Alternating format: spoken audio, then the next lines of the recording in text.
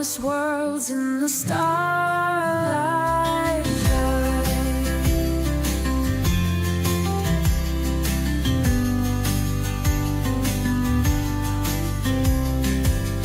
Galaxies full of mystery, infinite in their history, beyond our dreams and our sights.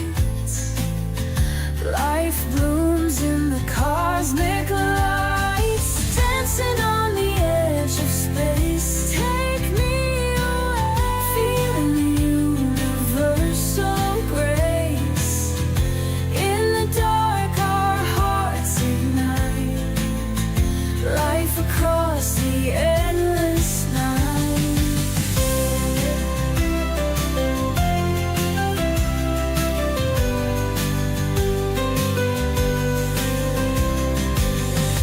Nebulas with colors bright, birth new wonders in the light.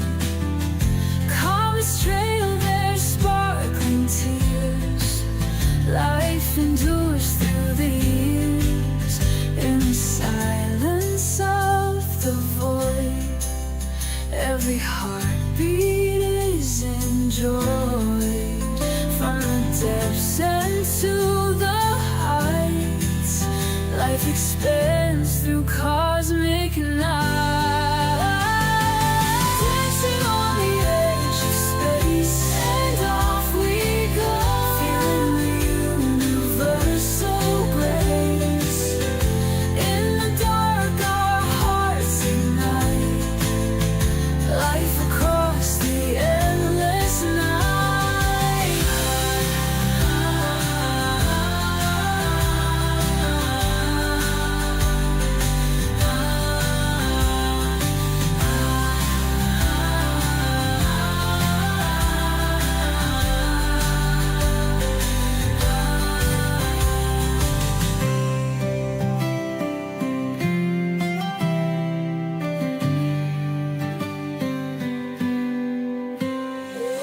Dancing on the edge of space, and off we go, feeling the universal grace. In the dark our hearts ignite, life across the endless night.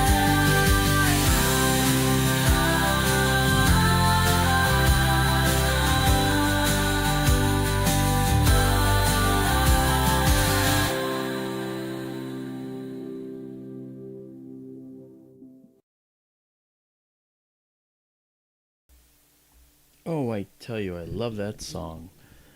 I don't know why. It gives me chills every time I listen to it. So, hello everybody, and welcome to Sky Tour Livestream. It is me, Mark D'Antonio. Daryl's got the night off. He has things going on, I guess, and I was unable to join us tonight, but that's okay. Let me get my camera to focus. There we go. So, how are you all? This is a galaxy night primarily. We're going to be spending the time looking at the galaxies.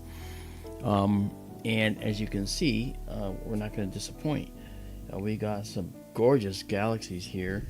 And I've created a playlist of sorts for us. And I will show that to you when I move into our planetarium program. We're going to be looking at the Black Eye Galaxy, the Sunflower, the Croc's Eye Galaxy, the Eye of Sauron, the Silver Needle Galaxy, and then NGC 4388, a rather unattractive name for a really pretty galaxy. That NGC stands for New General Catalog.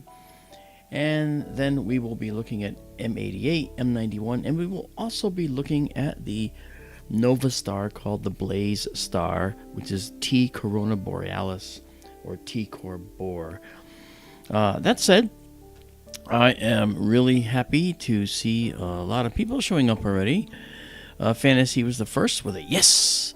It's nice to see you. C&D Boy is here from Canada, and we have a fellow from Lisbon, Portugal. I am Portuguese. Bueno. Nice to see you here. Thank you so much. And what's your name? I see MW Navy Portugal. And Tiffany Echoes with us. Hi, Tiff. What's happening? Tiff is one half of the super duo team that provides us all of the gear that we give away. She's quite amazing, along with Mike. And Daisy and Zoe Amethyst are here with us. Nice to see you. Kathy Messick. Hi, Kath. Nice to see you. Susie Karasik. Yay, you made it. I'm glad you made it. Yes, indeed. And Hein Sherry's with us. Hi, Hein. Dean Bostador. Sally Forth. Hey. He says, my kids keep asking about Daryl. And Daryl's not here tonight. And I am hopeful that he'll join us again.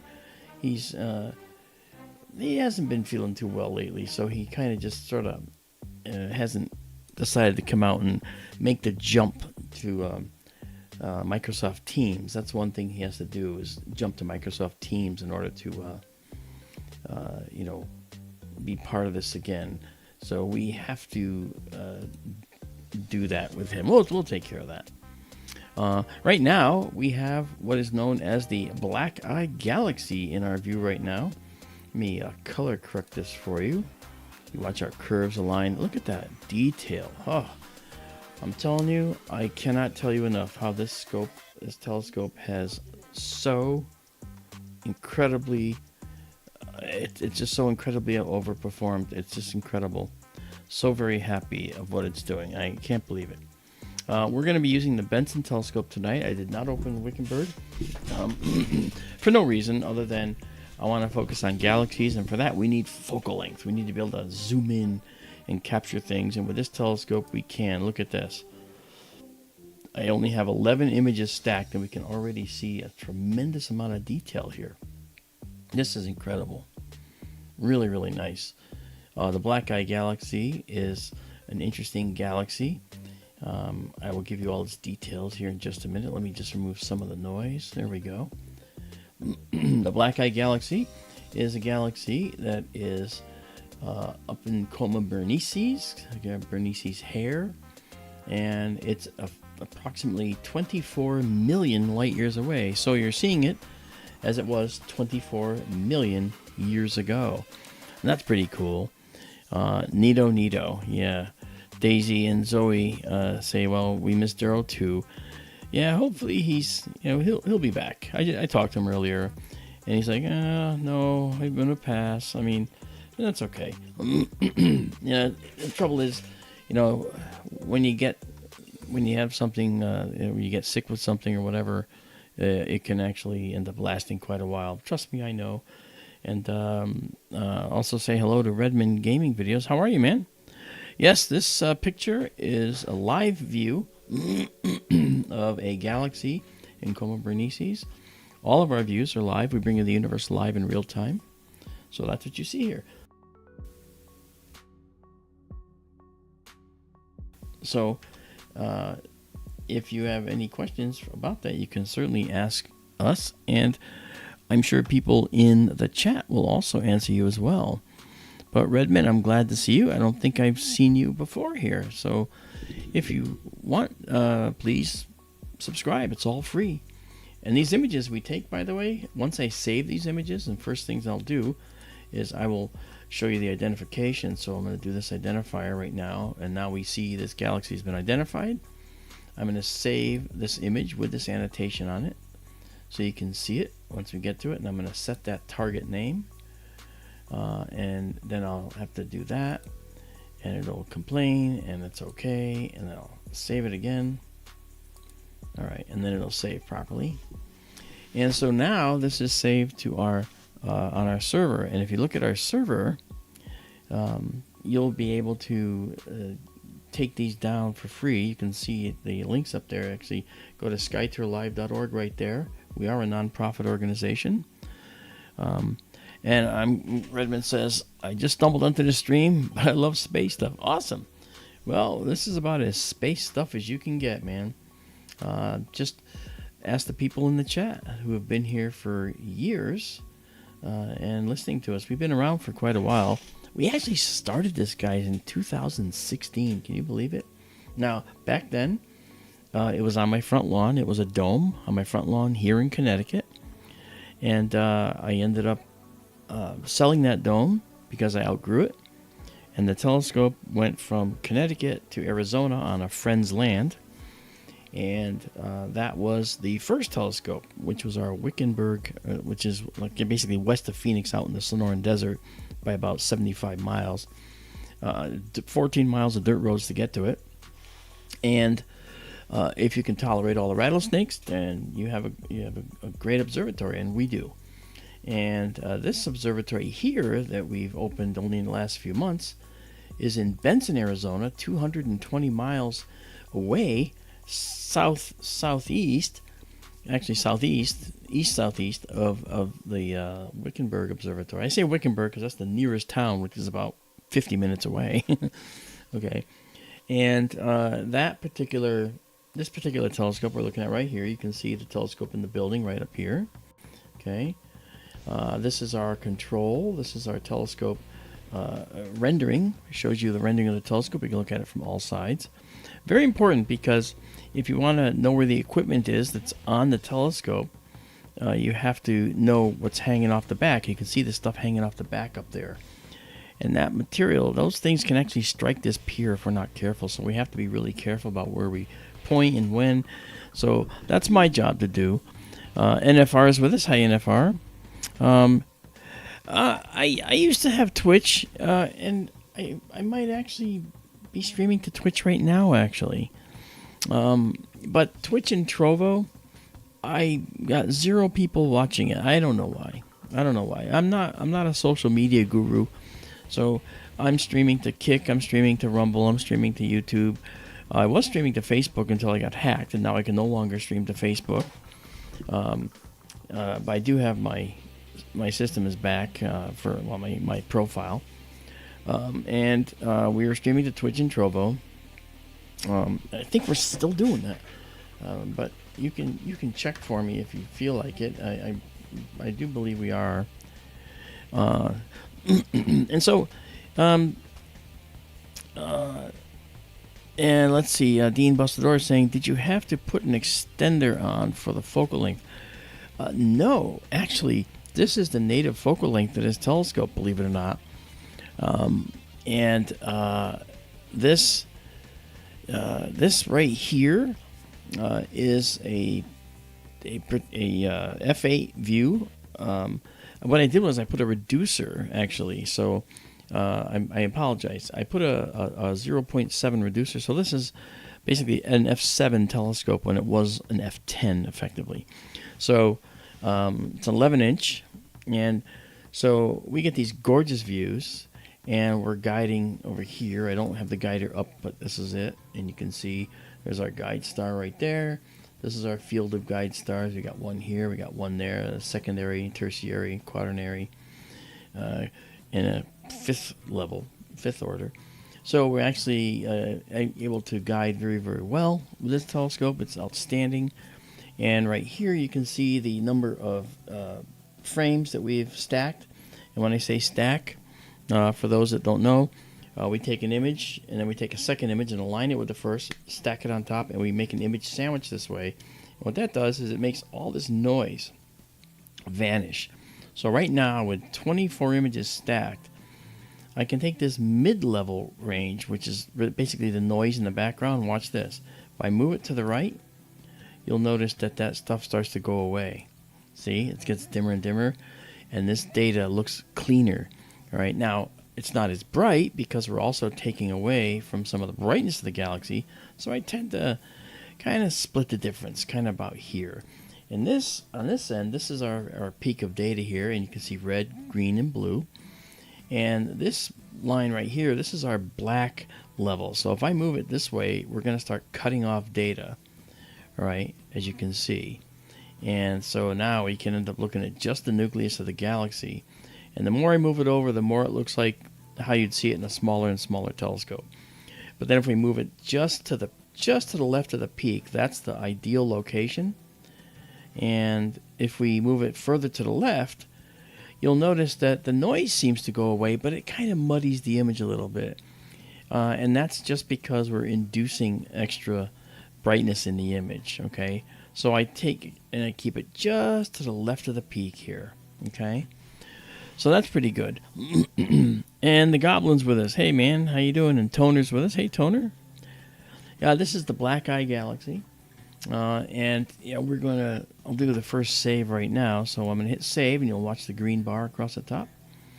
All right. So that's getting saved as an astronomical file format, but then I'm going to change and save it exactly as you see it. And this will save as a PNG file. So you can go to skytourlive.org, probably in about 30 seconds, and download the image I'm going to show you right now. All right. This image that's right here, all right, is being uploaded to our server right now. All right, right there. Okay. That image is being uploaded to our server right now, and you can download it for free and have fun with it and enjoy it. You can also download our annotated image if you wish as well, which has the names and stuff on it. Okay, so that is an example, all right? And so the annotated image is going to be right there with it, and that's this one. Okay, and that also shows the object, but with the names and the brightness and its position in the sky. Cool. So, that all said, the black eye is just one of the ones that we're going to be looking at tonight. I'm going to go to 30, which is in about 3 seconds. And you'll see the 29 change to a 30 now. There it is. And we're going to save. And save it as a downloadable. And this is now going to be available on our website, skytourlive.org. So this is the black eye. Let's zoom in now and just check this out. I want to show you something. So here you can see in this black eye galaxy, this is a dark patch. What is that dark patch? It's not a void. It's actually a patch of dark dust that happens to be in this galaxy in that location, and most likely this is from an interaction with another galaxy. Now, for those that don't know, I am a professional astronomer. That's what I got my degree in. So, and look, I even got the shirt, it's a star shirt. And so I will be talking to you, as you know, about all of these objects that we see and giving you a background on them as well and their distances and so forth. Right? So the black eye galaxies, characteristically one-sided dark dust lane in here is probably due to an interaction with another galaxy at one point or another. You can see the subtle spiral arm structure in here. And even in better photographs, it's actually kind of subtle as well. Even if we increase the amount of sharpening, okay, you can see that the detail in the spiral arms doesn't really get that much better. So I tend to leave that a little bit lower. Okay. Okay, so now what we're going to do is we have 33. I'll save it here as one last time. And now we're going to say save exactly as seen. Okay. And now we'll come out and we're going to go into a low light mode where we actually can kind of see a little bit, but it won't be a black screen. It's going to look like this right here. All right. And then I can zoom back out to our full frame view here, which is that square. It's a square format camera. The camera we're using is the ZWO 533 MC Pro. And it's actually going to be the camera that's going to be used on our spectrograph system we're getting. And then we're going to be putting a 2600 MC Pro on this telescope next. If you feel like looking that up with ZWO, you can. Tricia Ferreira, hi there. How are you? Nice to see you. I want to thank all of you who are here. This is wonderful to have you here. Cosmic Ray is with us. Hey, Ray. All right, so this is the black eye. So now let's go over to our Keith Evans. Hey, man, I didn't even see you. How you doing, brother? Thank you so much. That is so nice of you. This is fantastic. I didn't know beautiful galaxies could do that to you people, but I guess they can. Right now we're going to try and check out the Sunflower Galaxy, which is right over here. This galaxy is really special. And I'm going to watch where we're going just to make sure we're going to be okay. And I think we are. Okay, so the Sunflower Galaxy, which is right here, doesn't look like much right now. Okay, but I'm going to show you that it is in just a minute. All right, so let's move over and center it up. This galaxy is fascinating because here the spiral arms are extremely visible, and you can see a lot of color in this galaxy as well. Now, first thing I'm going to do is go in and get our guide star. So we're going to go get a new frame to guide on. All right, and it doesn't look like we have much, but we're gonna try anyway. I'm gonna stop this previous guiding and get this going here. Let's do a exposure. Okay, we got a few stars. So now let's see if we can grab one and make sure I don't have to do one on purpose. Excellent. I don't have to do it. Didn't have to manually select one. There was one there. Again, Keith Evans, thank you so much.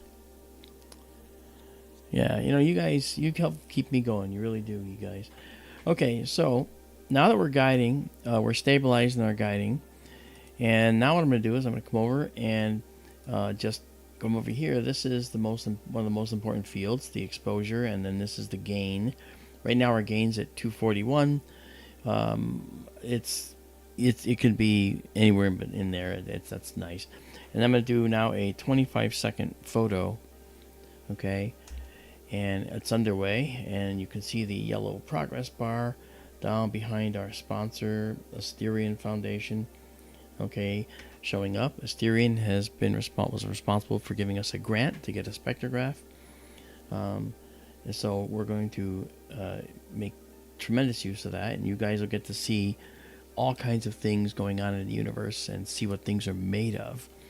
Okay, here we are back in our program here.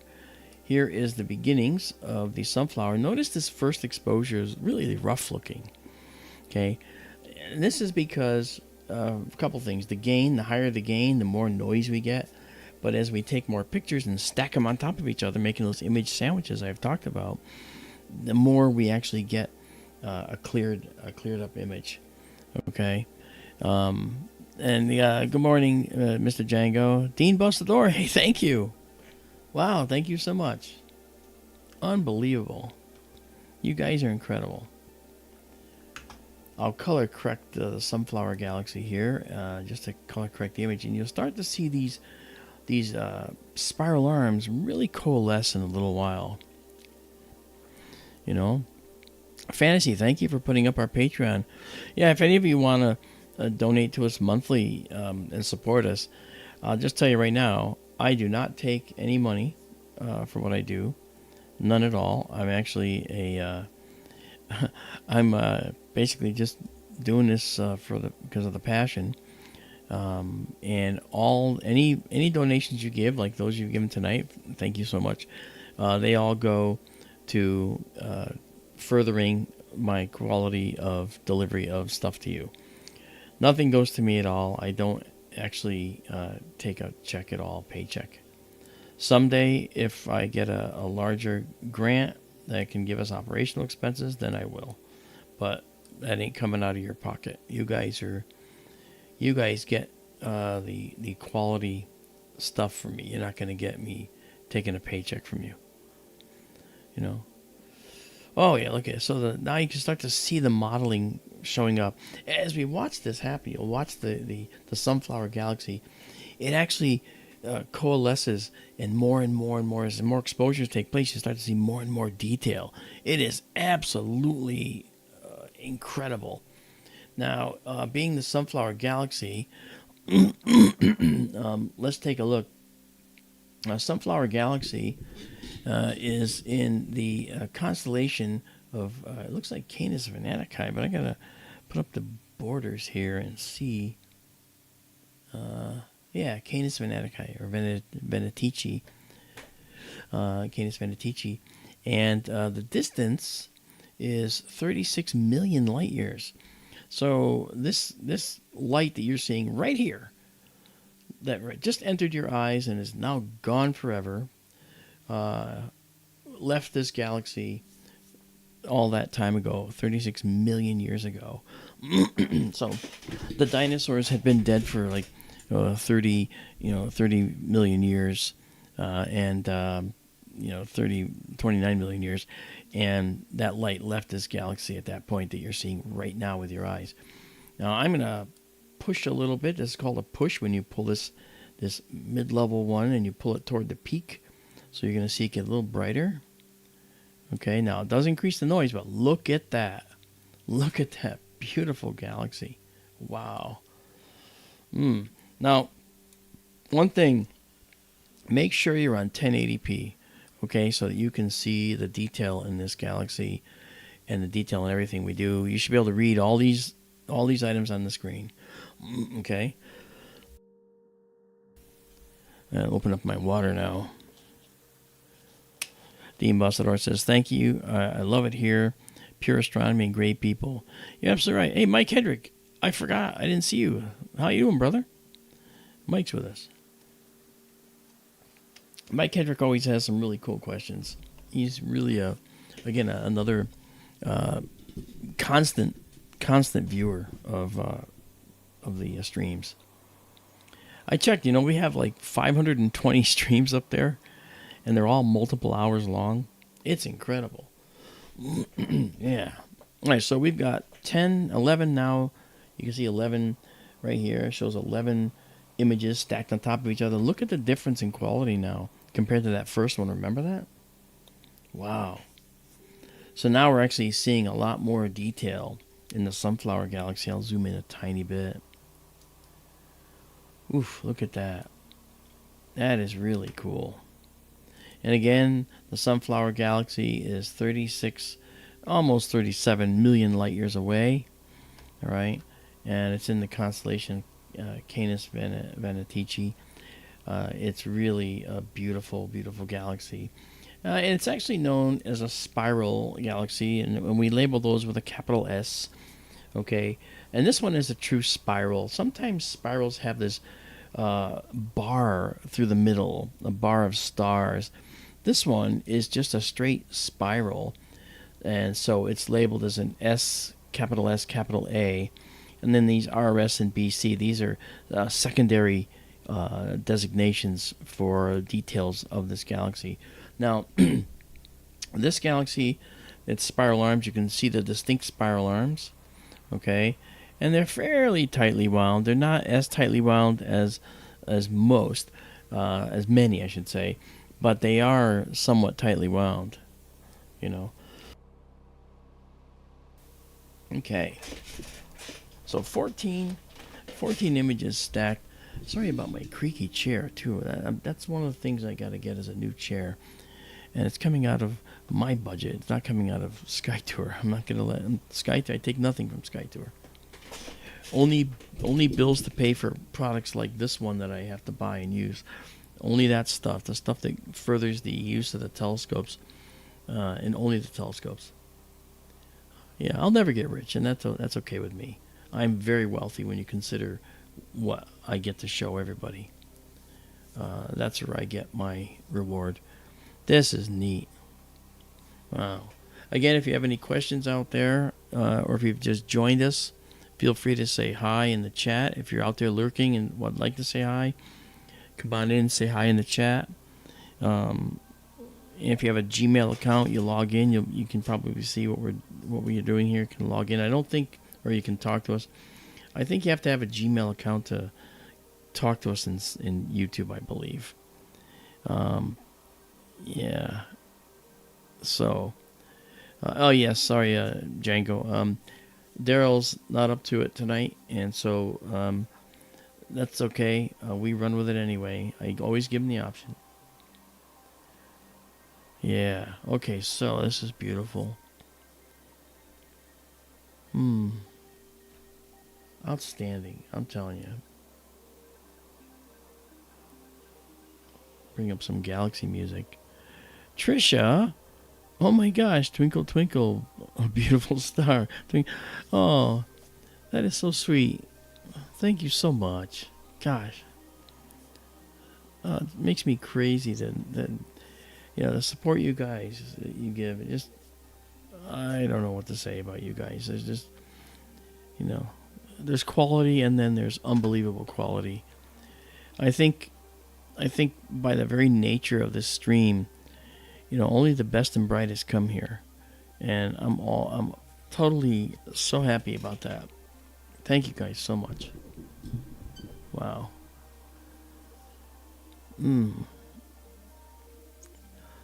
So again, this is the Sunflower Galaxy in the constellation Canis Venatici. And Trisha again. Oh, that was a mistake, right? Oh no, it was. Look at. Let's do it again. Oh, you're amazing. Wow. Gosh, that's incredible. You make me look. I'm red. I'm blushing. This is cool. Wow. James Dugan from Australia. How are you, man? Django's in Belgium. Oh, I love the... Django says you found a lot of energy. Look at the sky. Look what we're looking at. Oh, how could I not have energy? Let me also show you... I think this is it. This is not my all sky. It's the all sky there. And it's stuck at 1 a.m., so it's not correct. So I'm just going to get rid of it. I noticed that earlier. So I'm going to build another all sky for this site as well, because I just absolutely love what the all sky shows us. Look at that. See, I just added a little detail. My gosh. Whew. That's just unbelievable. Wow. Okay, I'm going to also bring up something else here. Alright. Let's see if this will work. Yeah, there we go. Okay, this is the Sonoran Desert Telescope. Notice the roof is on. I haven't opened. But this is the night sky there. And you can see this right here, this right there, that band of light. That's actually the band of Phoenix, which is almost 80 miles away. And this is the remnants of sunset right here. That's what that glow is.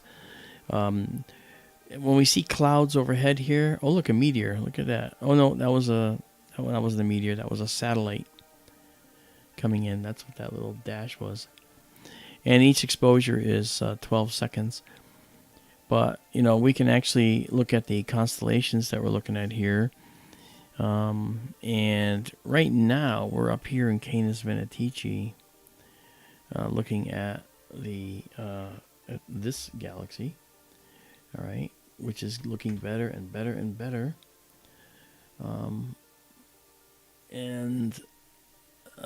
So that said, we'll come out of that now and come in here. Keith Evans, thank you, brother. That is so incredible. Wow. Yeah, so you'll notice in this one too, if we zoom in a little bit, look at this. Inside this galaxy, you can see the dark lanes. These are called dark lanes, and these are confined usually to the spiral arms of a galaxy, because that's where young stars form and then die. Okay, and when they end their lives, you will usually explode in a supernova for the big ones, or become planetary nebulae like the Dumbbell Nebula we took the other night. Okay, where the star expands into a red giant, puffs off its outer layers, leaving a nebula around the star, but that's always expanding out. Now, these dark lanes are the result of dust that's forming out in the interstellar medium within those spiral arms. And that dust that you see out there is born of the stars. It's generally carbon compounds, carbon-based material, and silicon-based material, because we get silicon formed in the hearts of stars and carbon. Now, here's what's interesting. You want to hear something interesting? When a star is forming different materials in its core, it's easy to say, well, helium is made from the hydrogen, so hydrogen's fused into helium, helium's fused into carbon, and then we get isotopes of nitrogen and oxygen and so forth. However, one thing that's interesting is that when the star is forming elements, the biggest stars will actually form iron in their cores. That's number 26 in the periodic table.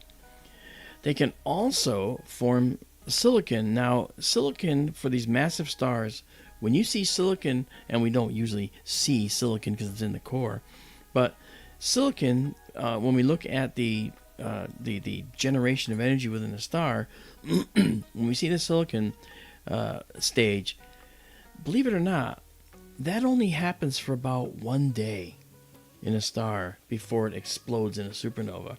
So all the silicon that we have on our planet comes from 1 day in a star's life at some time in the past.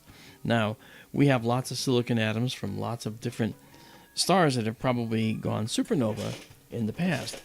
But if you think about it, there's a certain amount of time that different elements are I should say,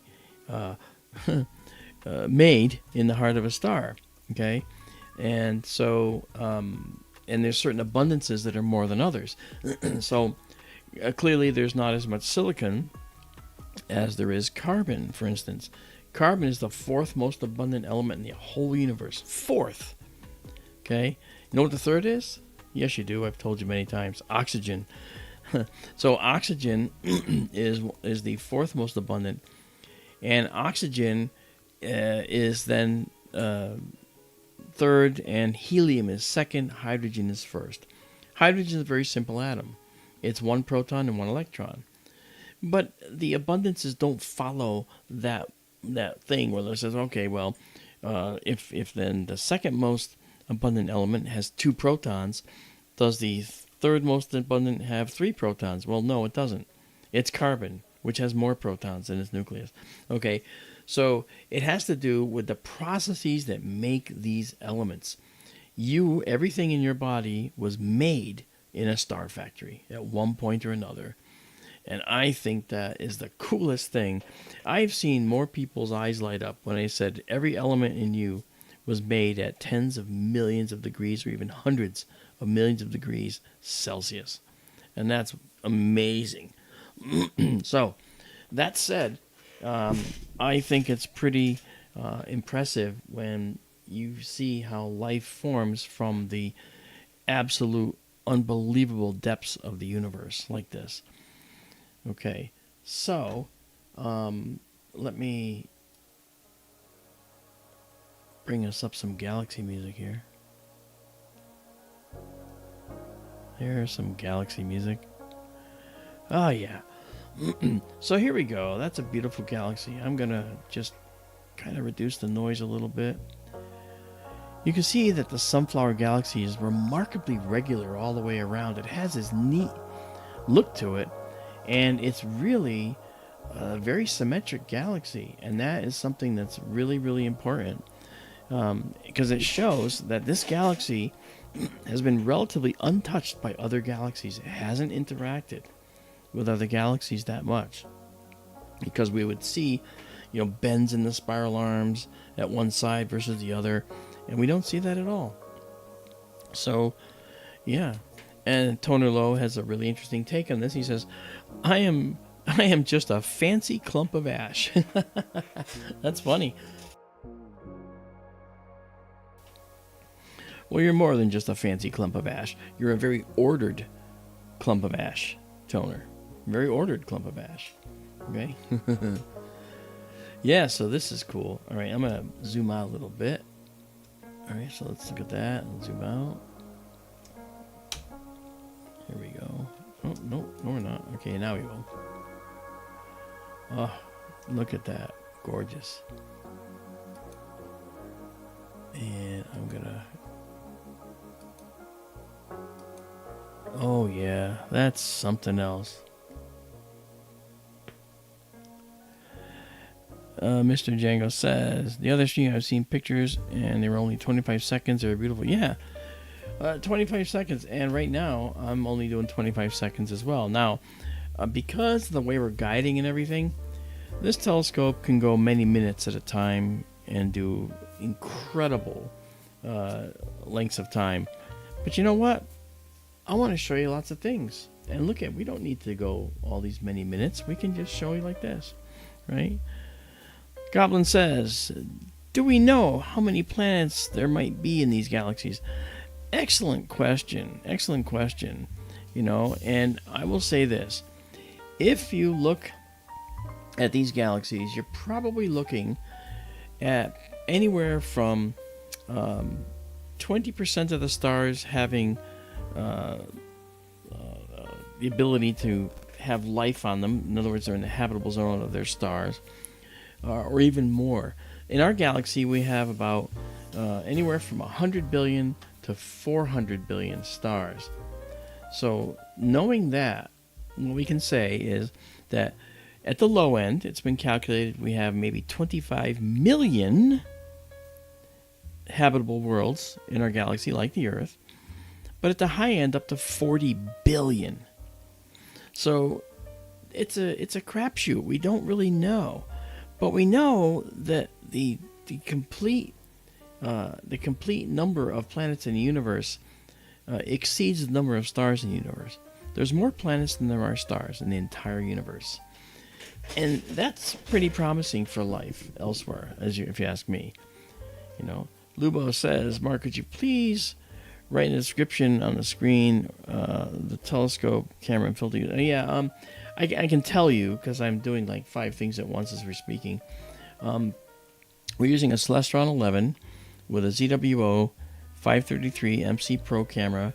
And right now, if you look down here, these are our filters. Over here, you can see the filter list right here. Okay. And these filters are being used. Let me just save this with 46 images. And we're going to save exactly a scene. There we go. Okay. I'm also going to annotate this. I'll get back to you in a second, Luo. Sorry. Before I forget. Okay, the Sunflower Galaxy, we're going to save with annotations. Alright, and I also have to set the target name because I think I accidentally rushed to it and I didn't put it in there. So now this will go in the right place. I'm good at that. JSCO, how you doing? Nice to see you. Okay, we'll save exactly a scene. I'll save it again with annotations. Here we are. Now it's in its own directory. Awesome. Yeah. So so it's the 533 MC Pro camera on a Celestron 11. You can see up there. I've also got a filter wheel, and in the filter wheel right now we're using the UHCS filter. I have a radian filter, which is a narrow bands filter. I have a SA100 grading filter. I have a dark frame filter where it's just dark. And I have an open filter where there's just no filter at all. So we're on UHCS right now because UHCS is the best for pulling out the H-alpha and the doubly ionized oxygen and so forth. The radiant can do it, but it takes longer to acquire those images. So I'm not doing that now. All right. So that said, we're at 50. So that's our magic number. We're going to say save here. These are all going up to skytourlive.org. If you scroll down to say where it says take me to cool pictures, I want to get cool pictures. You know, it explains how to wade through our directories. We're working on a app right now, and when I was at Contact in the Desert, I found someone that's going to work with us and help us do more data entry to get more of our images back in. Because Isabella Isabella actually helped us and built the application to begin with in Bulgaria. However, Microsoft went and changed everything overnight on us a few weeks ago and completely destroyed all the links to all the images throughout the entire app. Thousands of images just suddenly went away. So Isabella was very dejected about that, and I don't blame her. And then she figured out a workaround. And I found someone at Contact in the Desert who was willing to help us implement that workaround. So we're going to actually be able to get our app back and then maybe finally publish it in a way where it won't go bad. Okay, last save. Now, Lubo, that's what I said. So we got UHCS, you got the camera, and the telescope's the C11 running at f7. All right. Okay. So this is now going up to our server, and we're going to go back to our low light mode here. Here it is. All right. So low light shows us this, what we want. Okay, now what I'm going to do, I also see we're getting a little bit of wind out there. But it won't matter because we don't capture windy objects. All right, let's go now back into our thing here. We're gonna go now.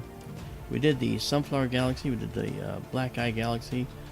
Let's now go look at the Croc's Eye Galaxy. It's nearby, so let's check it out.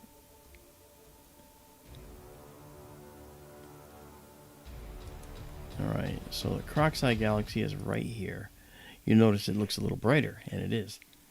So what we're going to do now is we're going to move it more into the center here. All right, and then we're going to start the exposure, right, after getting a guide star. All right, so we're going to stop guiding, and we're going to tell it to give me a guide star. So this is our image that we took. And we're going to see if it can find a guide star in there. It's jumping the gun. Yeah. Let's get a guide star. Alright, and we got a guide star. Alright, now the thing is, this software is getting a guide star. You see it in the crosshairs there. You see it right there in the magnified view. This is its image. A narrow image like that is very good because it means that if we get to one side or the other of the image, the telescope can correct. And we'll get really good corrections that way. And you'll notice that within the circles, we've got other stars. These are secondary guide stars that are also being used. And there's one in every one of them. So this guiding process should be very, very nice. So in here, we're going to do another 25-second photo. Why not? Django says, Mark, I did buy the rotator and starting multiple nights on the same target. It's never been so easy. Yes, the rotator is interesting because what that does is it'll rotate your image and allow you to find guide stars when you need them. And we could use that, but every time we rotate guide stars, we have to then recalibrate we have to recalibrate it. That's the one thing that is not the most fun. Okay.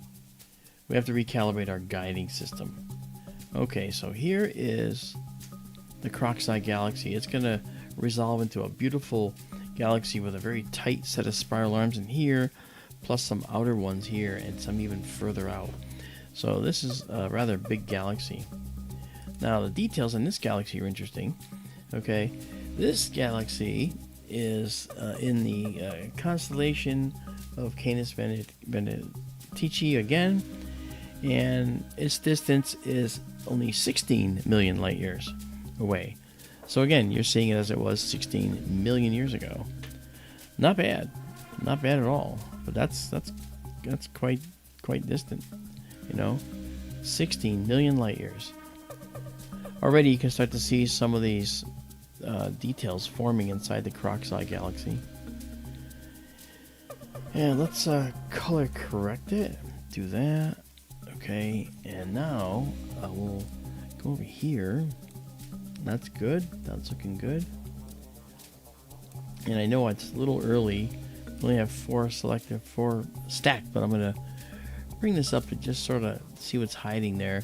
You can see a subtle ring of other light around here. Those are other star clouds and other spiral arms in this galaxy. It's really spectacular. So we're gonna have this to look at very shortly. Looking very, very nice. By the way, Lubo, nice to see you. Awesome Eponymous, how you doing? It says, are you looking forward to the Vera Rubin first light image? Yes, I am. I applied for the job, actually, to be the outreach astronomer for the Vera Rubin telescope project down in Tucson. but they wanted someone with a different level of experience, which is fine. Nice though. I can't wait to see the Vera Rubin light. It's gonna be so cool. This is neat. So again, this is the Croc's Eye Galaxy, but for those that want to know more about it, it's also known as NGC 4736, otherwise known as Mesher 94, in case you were wondering. And now I'm going to just bring up the data on it. All right. And there you go. And then I'm going to set the target name now. Here we go. And I'll save it with the annotations. All right. Good deal. So over in the other telescope, let's see here. Well, there's our night sky. This here is the Milky Way coming up, right there. The Milky Way is coming up. It's lower the horizon right now. You can see the dark dust in our own galaxy, all right, that we see here. That's the dark dust in our galaxy coming up. That'll be very prominent as it gets up here later on in the evening. We probably won't be streaming at that point, but that's only because I actually have to sleep sometime. So here's some beautiful, you can see some details now showing up there. There's some dark lanes in here showing up in this galaxy. More details showing up in here. These are all things that we just can't see, okay, with this telescope. This telescope is a wide field system. That means that we see vast tracts of sky. So when you look at nebulae, we see the whole nebula. It's beautiful, all right? But when we look at galaxies, well, with galaxies, we need a telescope like this where we actually have the ability to see details up close. So we're seeing details up close with a 3,000 by 3,000 pixel camera. So we're getting a lot of data per pixel. And in this particular case, it's just working out very, very nicely for us. Temperature out in the building right now is, where is it? Oh, it's 32.5 Celsius in the building. So it's pretty warm out there. Mundus, how you doing, Mundus Finite? How are you? Nice to see you. Hey, awesome hippopotamus. Yeah, thanks. I didn't get it, and that's okay. That's okay. Because actually, I probably wouldn't have had time to do this. Although I would have been in the same time zone because I would have been in Tucson, which is literally about an hour from this building that I'm in now. I'm actually in Connecticut running this telescope remotely out in the on a desert plateau in Benson, Arizona. Our other telescope here, this other telescope is the one that's actually this guy. This one is 2,600 miles from me, and this one is about 2,500 miles from me. So I've tried to figure out ways in which I can view this night sky in a way that has redundancy. Should anything fail, I have a way to fix it, have someone that can run out there, whatever.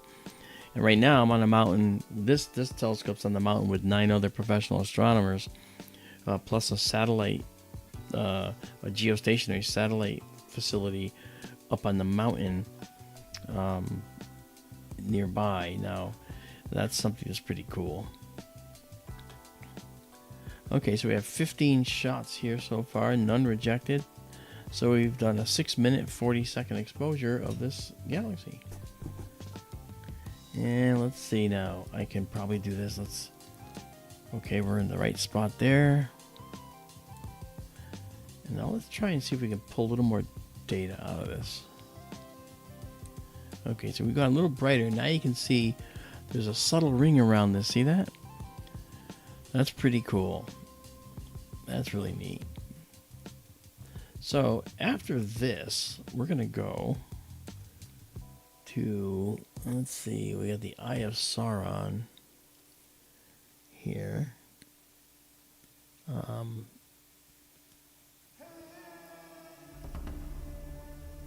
Which is the on here as well. We're in the Croc Galaxy now.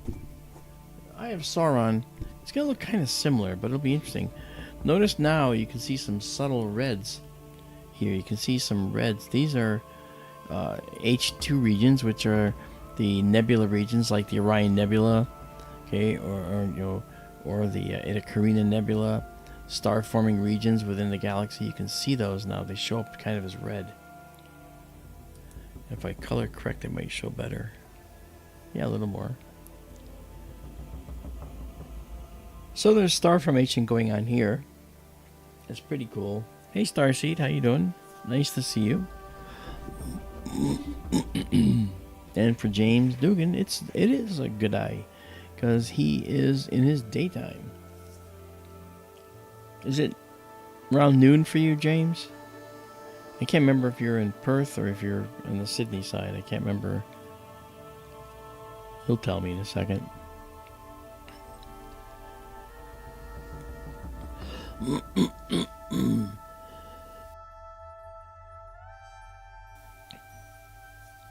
Okay. That's looking good. 20 images. I'll save it here.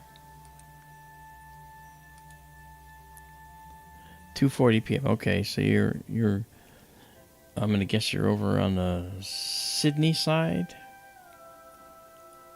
Did I do that right?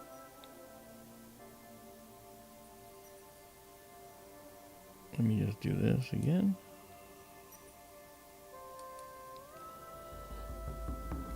Yeah, okay, Sydney, all right.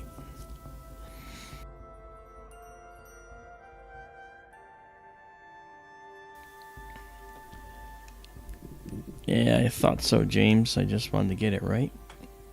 Still looking for a Southern Hemisphere observatory location, James.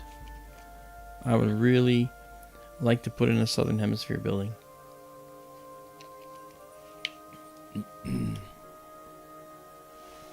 Tricia. Yeah, don't tell the flat earth people though, Tricia, that it's 2:40 p.m. tomorrow. Oh no.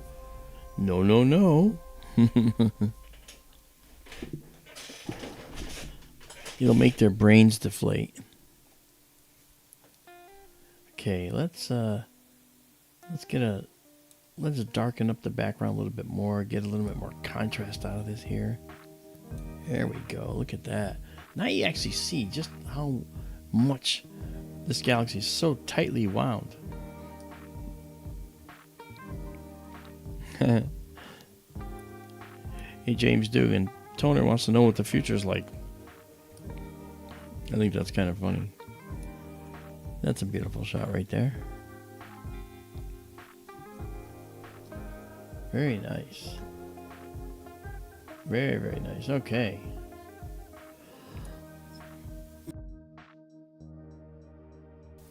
Okay, so I'll pull this back just a bit. Wow.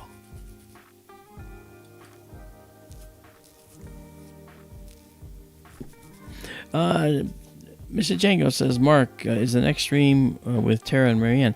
Actually, interesting. I was debating whether I should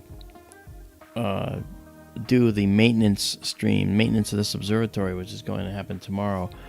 The problem is we're probably going to be without the internet for a short period of time because we're installing Starlink at the observatory tomorrow. As Marianne and Tara are going out with Heidi. Heidi's another star person like the rest of us. She's a really good person. A concert violinist, by the way, who is phenomenal. And she also has a tremendous interest in science. It seems like people that play violin always seem to be scientific, you know? So it's cool. And Heidi is going to go with them, and they're all going to Benson tomorrow to do this Starlink install. They're also going to have Glenn come out, who is 6 minutes away, who is our go-to guy should things go bad. But so far, nothing has gone bad out there. This telescope is performing better than expected, as you can see. And we've got 29 here. We're going to do one more and then move on to the next object. And we did the Croc's Eye now, Sunflower, Black Eye. We'll do Eye of Sauron. Then we'll do M88 and M91. The Silver Needle might be a little faint, but we can still try it, I guess, right? We'll see. We'll see. Haha. And we also got to go check on the Blaze Star, because that's important. The Blaze Star is very, very important to check on, because that's a ongoing Nova candidate. And we want to see if the star has brightened up significantly. Okay, 30. Okay, save exactly as seen. There we go.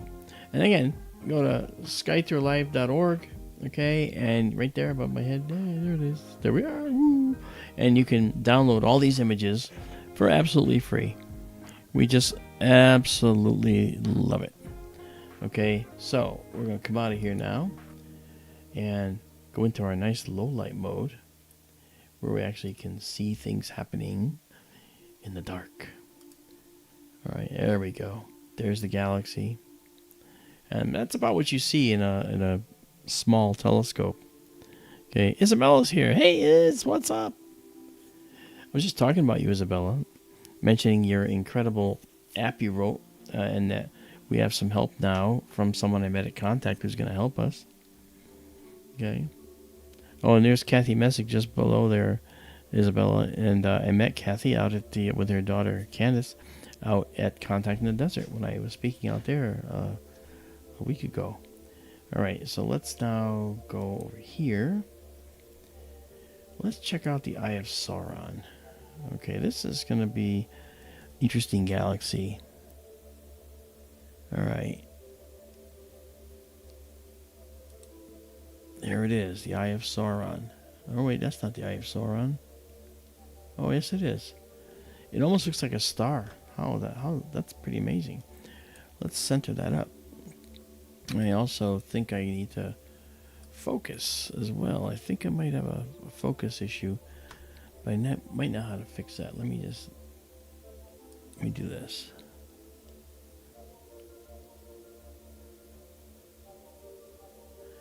All right, I'm going to just give me a moment here.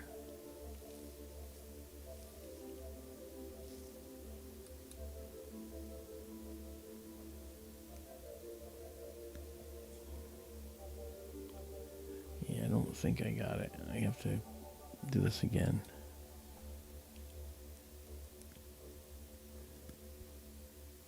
All right. Let's go this way. Yeah, it's getting better. Okay, that's a star. But the Eye of Sauron might still be in the field of view. It might be just... Well, let's actually see. Let's see if it knows where it is. Yeah, okay.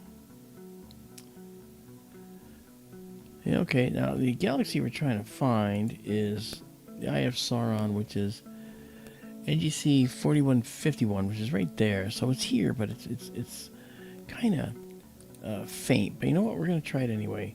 So what we're going to do is move this all over, center it up. See, that's why it's good to have this annotation capability. So now we can just move it over when it's annotated. All right, there we go. All right, so there we are. Yeah, see, that is 4151. It has a very bright core. So we're going to just pop back just a bit. Okay. All right, now let's go get our guide star. And stop this. Bring in our guiding stars. Let's see. I might stop right now. Do this.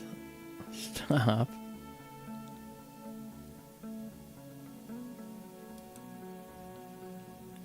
Alrighty. Oh wow, we're way up near the top on this one. I'm going to let it settle. It's going to center it up. It's going to do a calculation to center up the brightness. All right, that one should work. That might actually be the galaxy itself. All right, we give it a shot. Okay, we'll do this one at 30 seconds because we need about 5 more seconds, I think.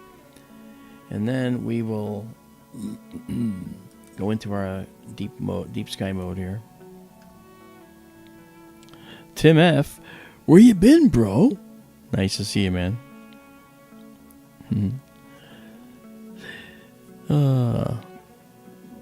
Oh, Isabella, how is Sky doing? The amazing puppy dog. Alright, so we're gonna... There's the Eye of Sauron. Look at that. Wow. And next to the Eye of Sauron, we have this here, which we will say, we can see here it's NGC 4156. And 4151 is the Eye of Sauron galaxy. We have another one right here. Okay. And we'll come back to those, to the annotations in a little while. I hope you're all having a good time. I am certainly enjoying your company here tonight. And Jessica S. is with us. Jessica knows more about emojis than anybody else. Look at her. Wow. Nice to see you, Jess. All right, and now let's see if we can... Okay, we have 2 frames here that have been stacked. And if we come in here, okay, you'll see that our threshold is way up there, and it doesn't really matter because we're actually using this this guiding system here. And this guiding program, I can actually kind of just move it over here a little bit. Okay. All right, so this galaxy will come in even better in a short amount of time. Isabel says, she's great. She's so good and smart and patient with me. I suspect you're patient with her as well. I suspect. But that's cool. You gotta love that. You gotta love our doggies. I'm going to bring this down because if in the event of a wind gust, I don't want us to lose our whole exposure because of one errant frame. I could just click unstack and remove it, but I won't. So Eye of Sauron is going to be less detailed, but the thing is we've got 2 cool galaxies in one shot.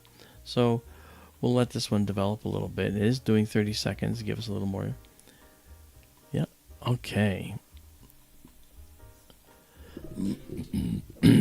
I was watching an Australian cattle dog here named Tilly over the weekend, and Tilly was amazing. Makes me miss my cattle dog, Dingo. We just lost. She died just a relatively short time ago. And it's really hard to lose your dogs that have been around you for 14 years, you know. Dingo was 14 years old. And Tilly's very young. Tilly's about 4 and full of energy.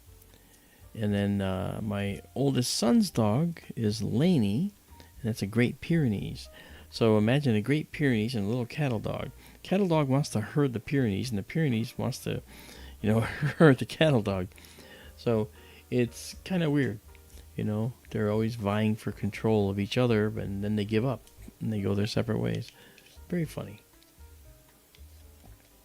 Yep. Again, I want to thank everybody who's donated tonight. That was such an incredible, unexpected pleasure to see you guys. It was almost like a competition. I loved it, though. Thank you so much for all that. And we will, we're going to take all your donations tonight. We're going to end up putting them toward telescope stuff that is just for the betterment of our stream. Because we always do that. That's the only way for me. Look at this little galaxy. This little spiral galaxy is already showing up over here. Check that out. Wow. And that's only 8 images in. Incredible.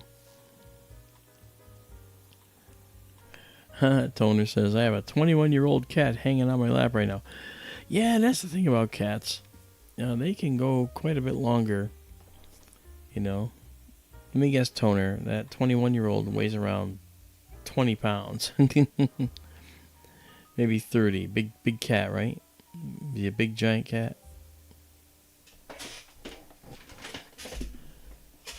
I don't imagine that I could guess, but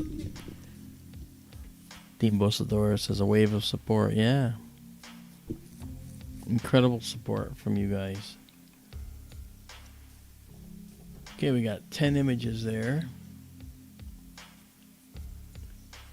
And what I have to do is come in here and go to 4151 and set that as our target name. All right, I'm going to add to this up here. I'm going to add the name Eye of Sauron. Okay, there we go, and then space. All right. Mr. Django says, I had a Belgian Shepherd dog named Stella, like the Belgium beer. Every time I called the dog, my wife gave me a beer. That's funny. Isabel says, 50 a parrot? I didn't know they lived. Oh, yeah, they lived that long.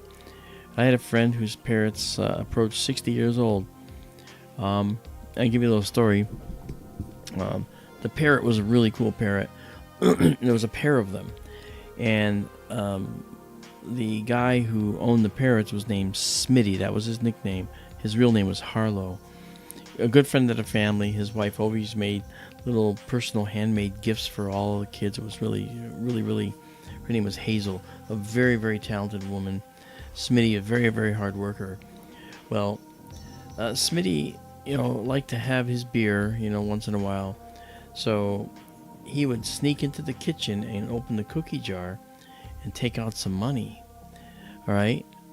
But the thing about him is that he ended up having the parrots within sight of that kitchen.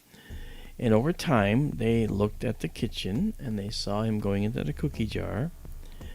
And he made the mistake of looking at the parrot one day and saying, "Don't you tell Hazel I'm going in the cookie jar." And the parrot was looking at that, and next thing you know, he goes in the cookie jar, and the parrot says, "Harlow's in the cookie jar. Harlow's in the cookie jar." His wife comes in, "Harlow, get out of that cookie jar." And he goes, "That dang parrot. That parrot, I'm going to wring its neck." And the parents at that point were like 50 years old or more. It's a very, very funny story. Hey, there's our first rejected frame. Look at that. And then the next one, of course, is not. So see, that's why I have this like that, so that I can actually have at least the rejection not cause a problem. All right, here's what I'm going to do now. I'm going to pull this up near the beginning, and we can actually see what's going on in there. So it's 15 frames. The Eye of Sauron is actually pretty faint, but notice it's got some brightening here and some brightening here and a bright area in the middle. And this other little spiral is actually pretty well defined down here. Let's do this. I'm gonna take that and drop it way down, and see that spiral starts to show up really well. Here's the Eye of Sauron there showing up really well. Okay, let's talk about the Eye of Sauron galaxy. It's in the constellation Canis Venatici as before, and its distance is 66 million light years. So it's actually farther away than the last one, but it's more faint because it's a little more distended. Now this other one over here, let's take a look at that one. That one, all right, in here is, let's go down in here, go down into our field of view. 5146. This one, this galaxy is gonna be probably a longer distance away. Oh no, it's not. How about that? It's actually 50 million light years, as opposed to the Eye of Sauron, which was 66 million light years. So look at the size difference between these two. Okay, this one is 66 million light years, and this one is only 50. You know what that means? This one, okay, here, at 60 million light years, this guy here is dwarfed by this galaxy right here, in reality. Incredible.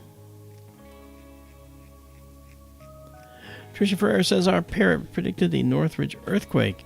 He jumped down from his perch and braced himself. We looked at him and thought he was nuts, then pow. Well, you know what's happening? There's two kinds of waves with an earthquake. You have P waves and S waves.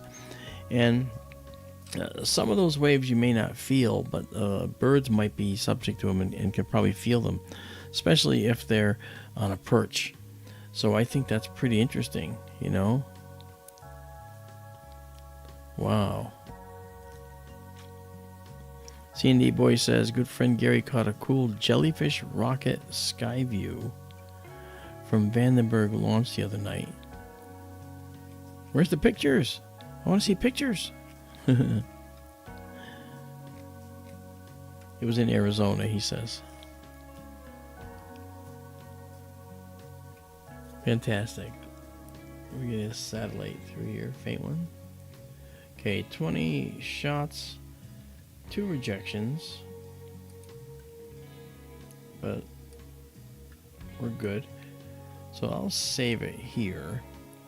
Since the Eye of Sauron, now we got 21, so that's good.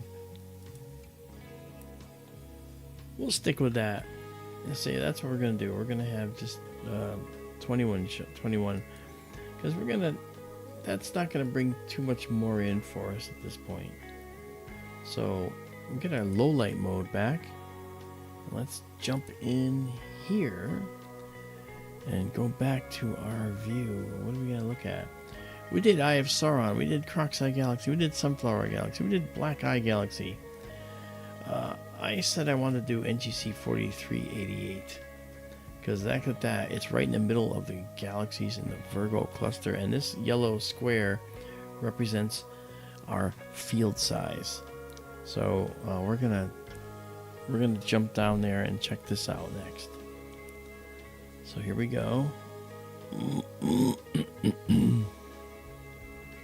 You'll see our crosshair come in here in a moment. Here it comes.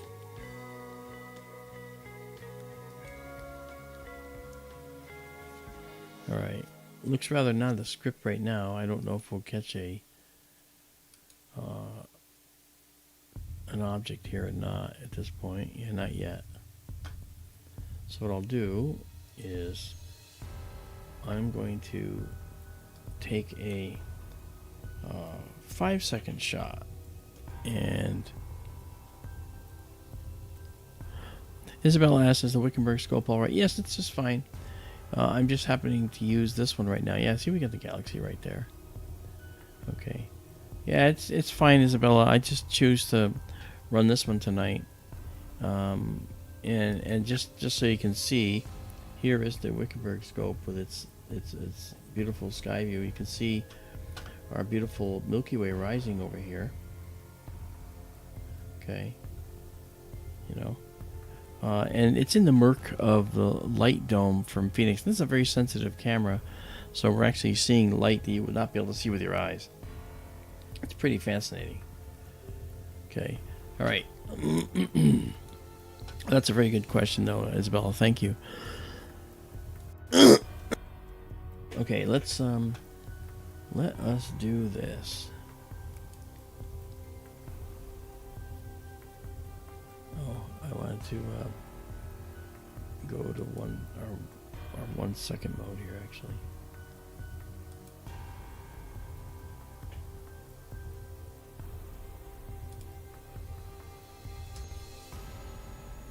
Okay. Alright, so now I want to take us, put this guy back in the middle here. Here it is, coming in. And then we'll drop down a little bit. Okay, so now it's right here, dead center. Alright, let's go check it out. This is NGC 4388. We're going to do a 25-second photo here of this galaxy. And I will come out of our low light mode and go into our deep sky mode, because why not?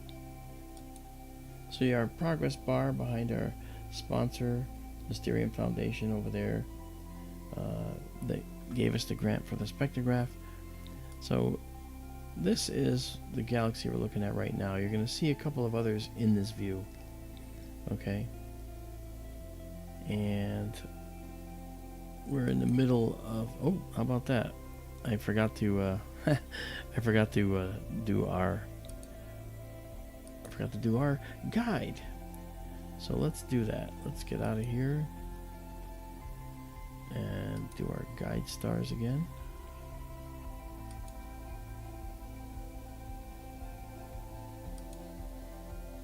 And there we go. So we got guide stars.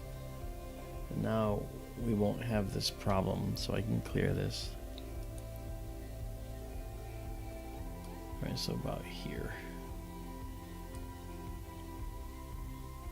Alright. So our guider now is guiding on the stars, so this is going to be a beautiful image when it comes in. If it's not, it means wind. But there you go. So here we go, and you can see that we have another galaxy here. And there's going to be probably another one in here as well. Quite interesting. Okay, I'm going to raise this up just a little bit because this is fine for this focal length. Okay, again, we are going to allow ourselves a little leeway with our filter. So we're going to just drop that up, come back to our histogram, and let's adjust the color right here. And we can actually have it guess what it likes to show. And it always goes to this. It always tries to do what's called a push. It brings these two, the black level and this mid level, close together. And I choose to be a little more conservative. I drop it down so you can see more detail. I actually darken up the background by making our black level climb that slope of this curve here, but not quite get to the top. So you see that gives us a little more detail in here. Here's the other galaxy. It's poking through just a little bit. We got that one down there. We're in the Virgo cluster here, I believe. And in this location, okay, there are literally thousands and thousands of galaxies. So looking in this region, we're looking at, oh gosh, more galaxies than you could possibly imagine. And in this particular case, this galaxy we're looking at right here, this galaxy, believe it or not, it's 126 million light years away. Think about that. This light you're seeing coming from it left this galaxy 65 million years before the dinosaurs died. Before the dinosaurs died. Okay, we had some wind, so we lost our guider. But it came back. So good. Yeah, so that's incredible.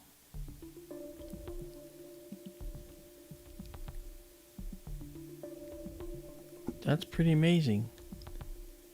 Let's do this. We got a galaxy there, and you can see this galaxy and that galaxy. And I'm going to set the target name to 4388. Okay. James Dugan rightly says,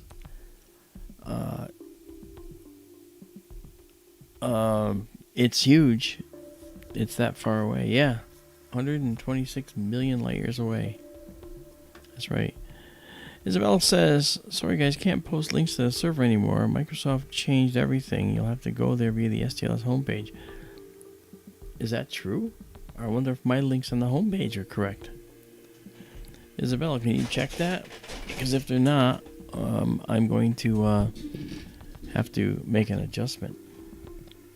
Why can't you post links? It's bothering me. No one messes with our Isabella. Look at that. That galaxy's in the view. It's just up near the top of the field. See that? That's incredible. And it looks like a barred spiral. It has a bar through the middle of it. It's usually a bar of dense stars. This galaxy, you can see reds of hydrogen alpha, that is emission, which is usually nebulae, stellar nurseries. She says the links are so long they can't fit in the chat. Huh, how about that? That is crazy. There's another galaxy down at the bottom of the field.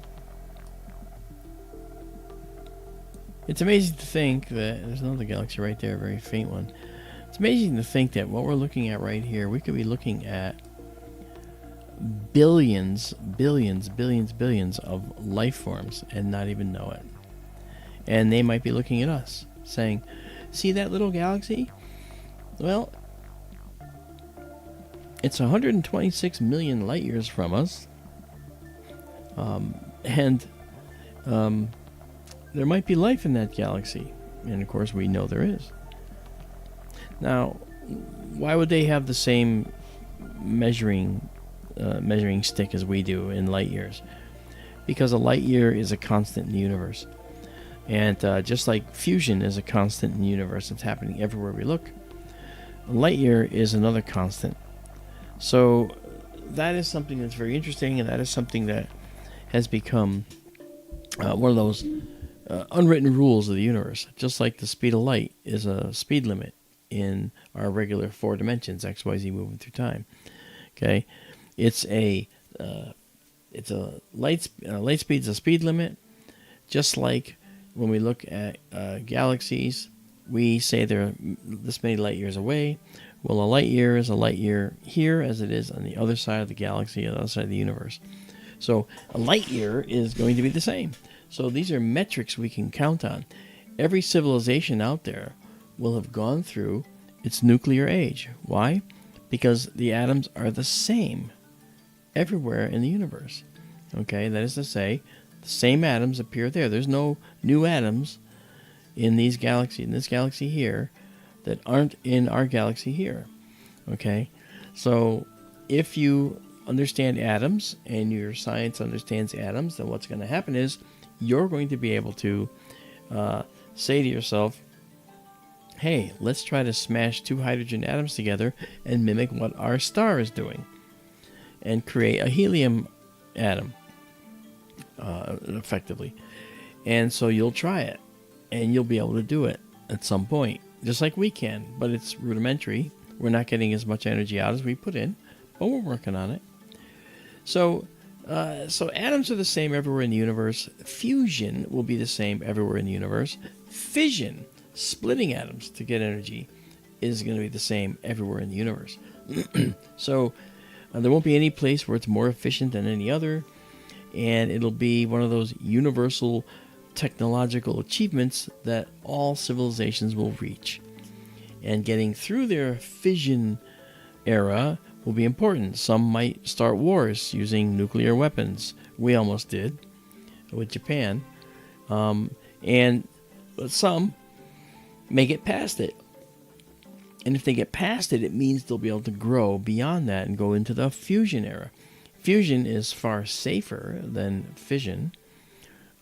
In fusion, the fuel that you use isn't the deadly fuel like we use in a fission reactor, and we don't produce the deadly products like plutonium that we do in fission reactors. In a fusion reactor, the products to create fusion are elements like helium isotopes, helium-3, and one of the things you will breed in a reactor to create fuel for a fusion reactor is something called tritium. And tritium is interesting, okay, because tritium in a powdered form you could rub on your skin. It's radioactive, but you rub it on your skin and it won't even penetrate your skin. So you can wash it off. And if you do inhale it, not to worry.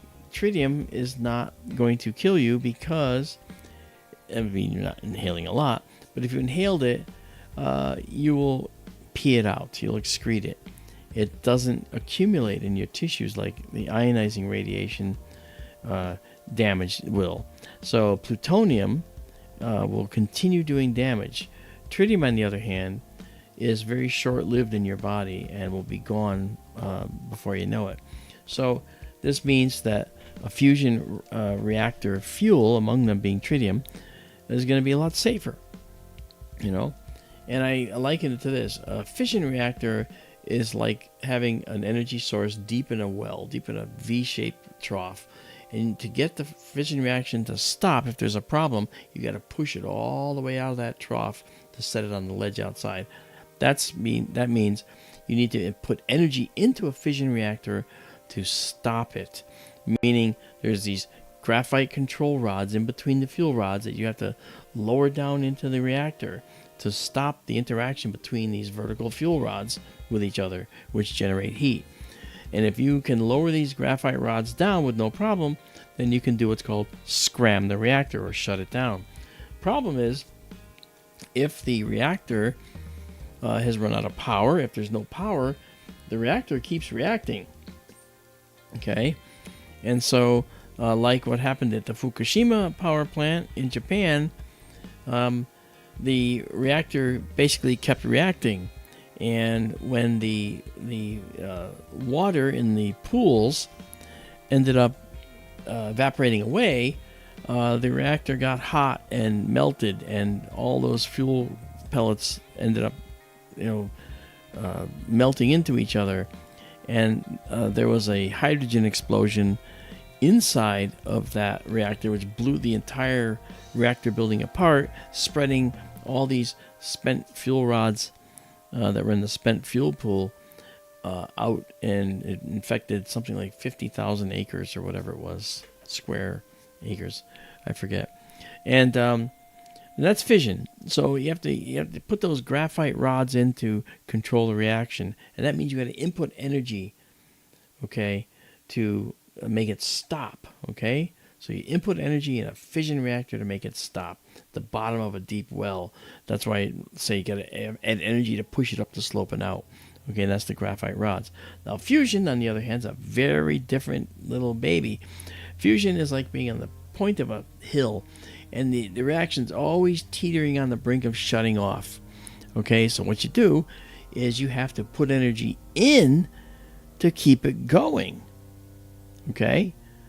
Putting energy in to keep it going. So if you have an imbalance, or your power runs out and you can no longer moderate the amount of energy you're putting into a fusion reactor, guess what? It just shuts off. See? Now you don't have any danger with a fusion reactor like you have with a fission reactor. Submarines, primarily Russian submarines, have been lost due to fission reactor problems. And if it was a fusion reactor, well, then they would be stranded without power, and that'd be the biggest problem. Oh boy, but we're not there yet. We're not able to use a fusion effectively in any way. So I think that's the problem with fusion, is that we're not there yet. Once we're there, I imagine you'll see bottle-sized fusion reactors. Okay, this is we're at 29. We'll do one more shot here. Go to 30, and then we're going to move on. I'm going to see if there's anything in the Milky Way that we can look at tonight too. Why not, right? going to be low. It's going to be lousy looking, but we'll try it. We'll try it. Hey, Mevlin the Mop Boy, how you doing? What's up, brother? Nice to see you. Okay, so here we are at 30. I'm going to save this now. And save it exactly as seen. So this will now appear at skytourlive.org. Isabella, I didn't see if you had looked to see if skytourlive.org brought you to the right links. Could you please check that while we're looking at this? Michael Hedrick says, Mark, you speaking my language now. He studies radioactive science with FEMA. That's fantastic. Hey, hey, boy. Hey, hey. The mop boy. Okay. So there we go. So now what we'll do, I saved it. We're going to come out and jump into our low light mode so we can do our finding of our stuff. You guys having fun? This is really cool to me. I'm having a really good night looking at all these really cool things. And if we zoom out here, look at all the galaxies that are in here. Oh my gosh. You know. Yeah, we'll come back to Virgo later on in the season a little bit, but I do want to see how far above the horizon we have. Let's see, that's already setting. That's good. So that means that, oh, we got some Milky Way here. Yeah, okay. All right, we're gonna do something a little crazy. We're gonna try. I mentioned this before. We're gonna actually, not the Lagoon, not the Omega. Let's look at the Eagle Nebula. Okay, we're gonna try and go to the Eagle Nebula. Now we may have to flip the telescope around because it's out in the east, so it's gonna take a few seconds. You watch the telescope right now. It's gonna flip its whole self around. Okay, you can see from this guy right here, because east is out that way. You can see by these compass rose. All right, and then it's going to go to the Eagle Nebula. This nebula is also known as the pillars, has the pillars of creation within it, and that's what we're going to be looking at tonight, right in just a few moments. Okay, so it's toward the south, so it's going to turn away. So now the telescope's barrel is pointing more toward us right now, like this right here. Okay. And here it comes. How close did we get? Are we there?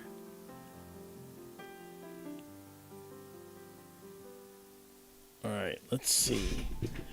Ooh, it might be close. Let's find out. Let's see if we can tell it to solve for where we are. Okay, so what I'll do is say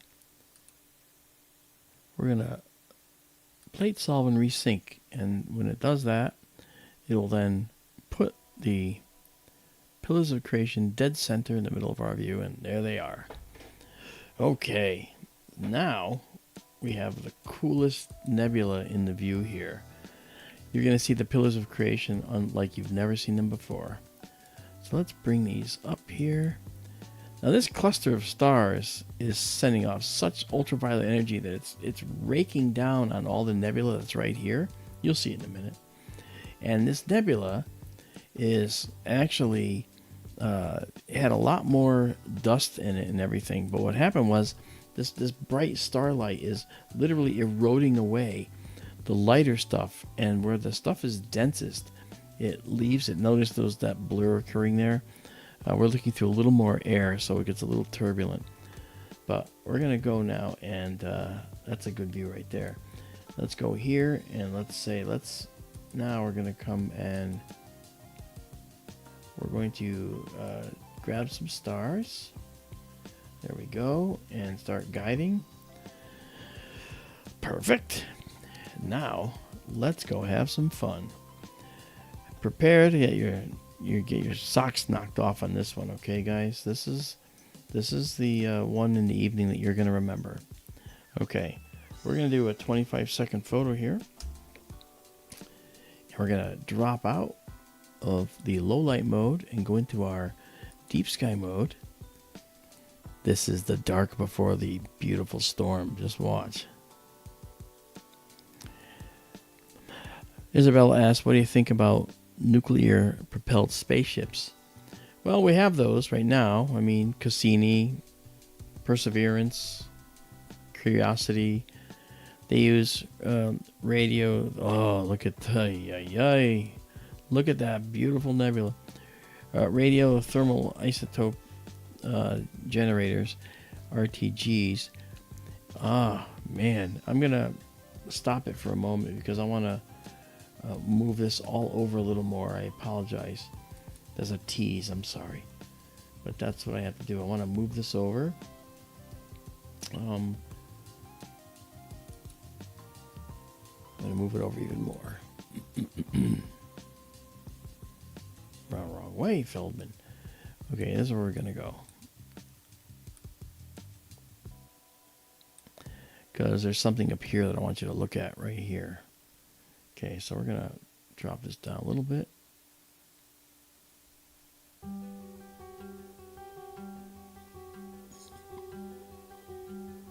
Okay.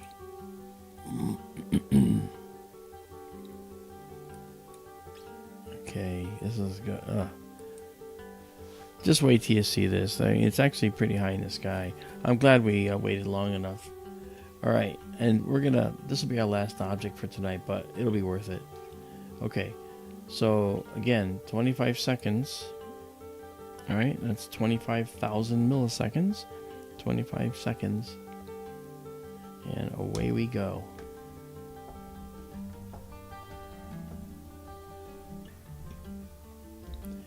And let's jump out of here and go into our deep sky mode.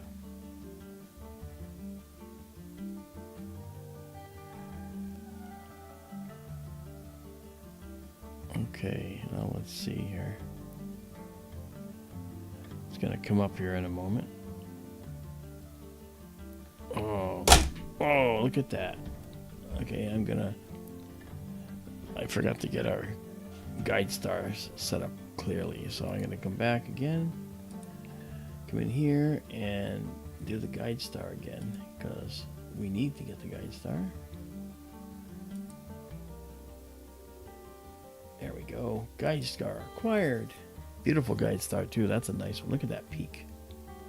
Oh yeah, wow. And this is going to get better and better and better. Look at this. Here are the pillars of creation right here. And these are the pillars that are created by these hot young stars eroding away gas and dust around these concentrated areas. Right here, there's an area that's actually very dense. Yeah, let me, hopefully this will work. Okay, this is a very dense area right here. Right, and that dense area is one that is resistant to the erosion by these hot stars up here. So that stays. This is another one right here. Okay, and there's another one right next to it. So those areas are areas that, being resistant, can withstand quite a lot of starlight hitting them. And it's dark in here, and this darkness, and I'm just gonna color correct this. This is gonna be interesting. Yeah, look at that. Okay, this dark area is very, very dense when you think about it in terms of interstellar nebula. Okay, these dark nebulae, I always say life began in the dark, and if we back out a little bit more, it looks like this ends here, but it's not. This is just all dark nebula here. This is the stuff that's actually been, what's the word? It's all stuff that's been illuminated by the hydrogen gas in here being ionized by these hot stars. This is areas where the dark nebula is either stronger than that ionization, or it's actually not shielding ionization from occurring. But isn't that crazy? Look at that thing. All right, so now what's interesting about these? Okay, this nebula here. Let's go actually and get the data for this. Okay, we're looking at an object here that is at around 7,000 light years away. Now, unlike the galaxies, this one is in our galaxy. This is along the galactic edge of our galaxy, toward the center of our galaxy. Okay, center of our galaxy is down here, right around here, right there actually, and so this is near the center of the galaxy. So it's really impressive. Next night we'll come together. We're going to look at the Lagoon Nebula and the Omega Nebula, Sagittarius star cloud, and so forth. But look at this beauty. Oh my gosh. And so what we'll do is, using M16 Eagle Nebula here, we're going to set that as our target. That'll appear right here. And we're going to save with annotations so that it saves it like this. And so that image will be available on the server, skytourlive.org, when you download, if you want. Here's another nebula. This is another one that's actually part of this nebula. It's called the Fairy. Here's the Pillars of Creation. And this dark nebula is dense enough so that it's protecting what's inside from the strong radiation of these stars. The darker it is, the denser it is. Michael Hedrick says, no new job, just free online college classes, which I love, and it goes together with my amateur radio emergency communications license. Oh, very cool. JSEO77 says, beautiful. It is. It is gorgeous. Spock, take us there. Thank you, Toner. Thank you so much. That's incredible. You guys are amazing. We've captured 10 images so far. Oh, yeah. And it's just going to get better. I also want to show you something. I'm going to zoom in and move over. Well, I got right here. See that object right there? Notice how it has a rim on it of red and dark. This is it's called a globule, and inside that globule there's probably a star forming, which is why it's isolated and by itself and not being evaporated by these stars with their energy, the high ultraviolet energy hitting all this. Okay, and so in there, this globule may actually, and it has a little teardrop shape pointing away from these stars, as you can see, so it's actually being eroded away, but it's being protected by this protecting the stuff inside because it's dense enough. So we're getting a lot of dust in here, and so there's planet building material in there. There is dust that's in there of other types. Then there is gas in here. There's a lot of hydrogen in there that could form a star or more than one star. And so I think that little objects like this are incredible, and the most important thing going on in the universe, because it's in those dark globules where life begins. Here, I'll just take out some of the noise. Check that out. Look at this beautiful nebula. Right? Beautiful nebula. This is the first time, by the way, looking at this nebula with this camera and this telescope. Just so you know. It's the first time it's been streamed. So I'm just, it's blown away. Toner Low says, have you ever tried to radio? He's talking to you, Michael Hedrick. Did you ever try to talk to the ISS? I did that once when I worked at a science center. I actually contacted Owen Garriott, who was an astronaut.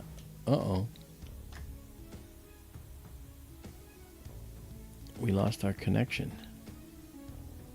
Don't do that.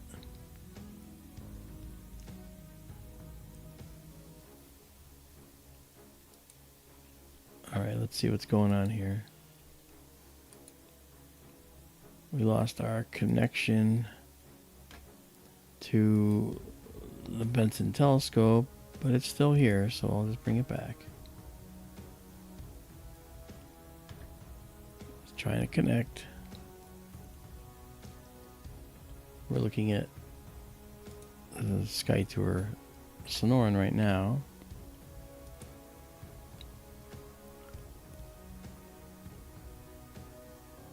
Okay.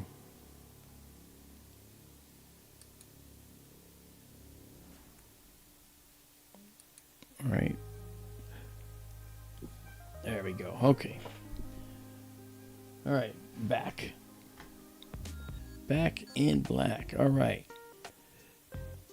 Yeah, so as you can see, you can see this globule forming really nicely over here.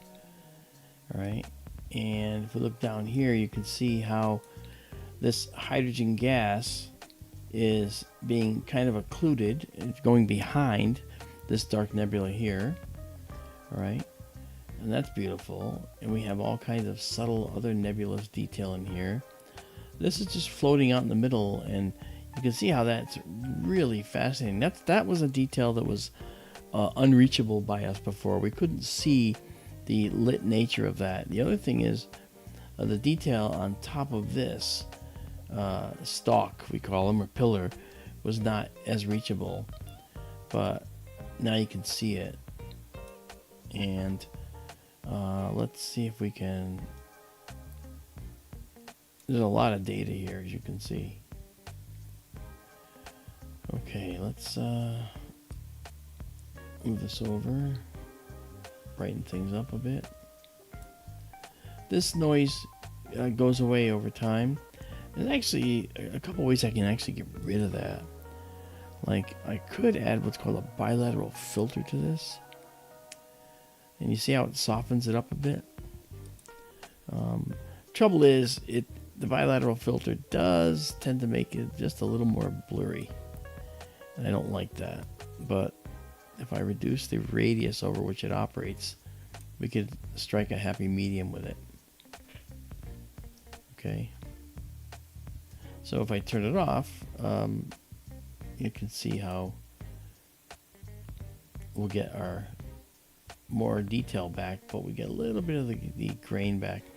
I could also use a Gaussian blur like this, but that's actually more of a blur, as you can see.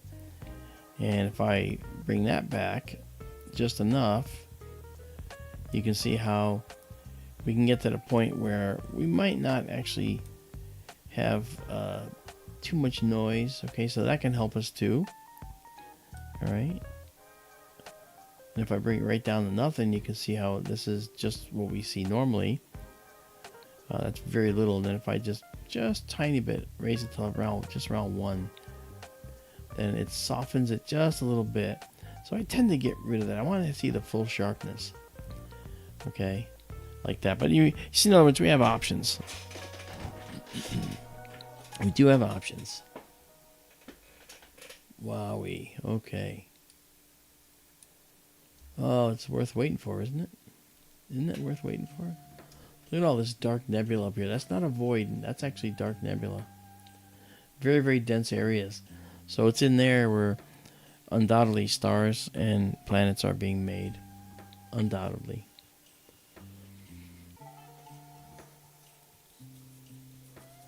Wow. Okay.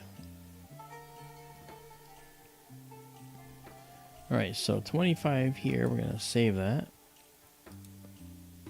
Save exactly as seen. Take it a little longer. Let's go back here. Do a color correction again.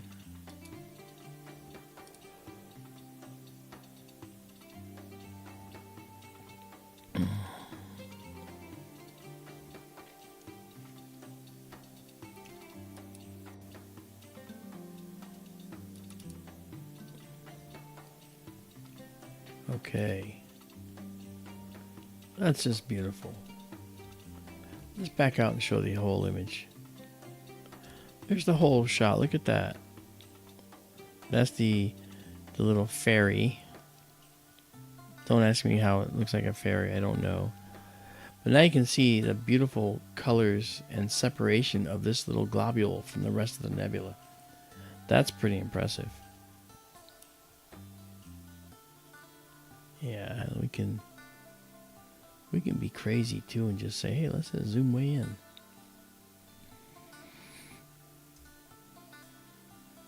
Not bad. And then it can take this way down to drop some of the noise. And with our enhanced filter, if I turn off the unsharp mask, it'll also get rid of some of the noise. We want the unsharp mask because it's actually pulling out detail that's there.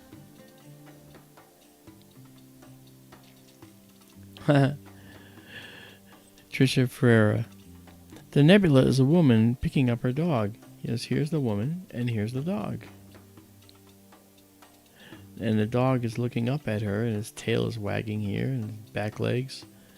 And she's holding it here and hiding its front legs. Is that what you're seeing, Tricia? That's kind of cool.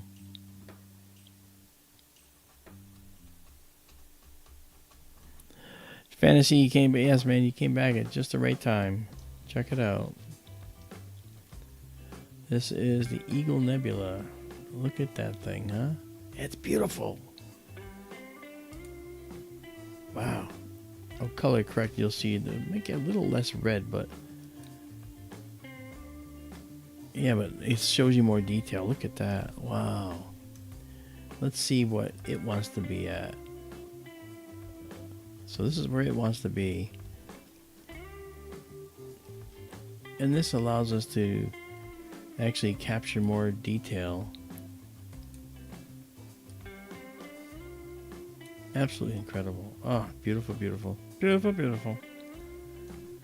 Okay. I've come right near the peak to get as best contrast as I could. Then you pull just back to the left so you can get more detail. So there you go. This is the Eagle Nebula. There's another globule right there that's showed up since we last looked.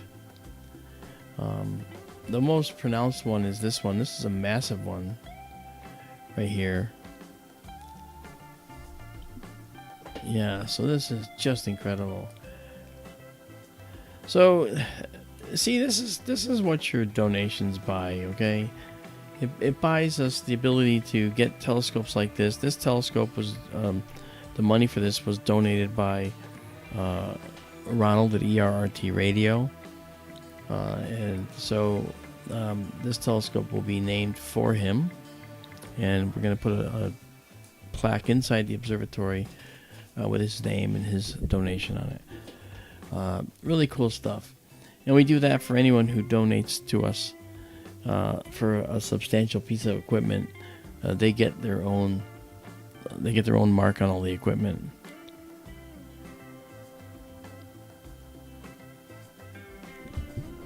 Yeah, so this is really pretty.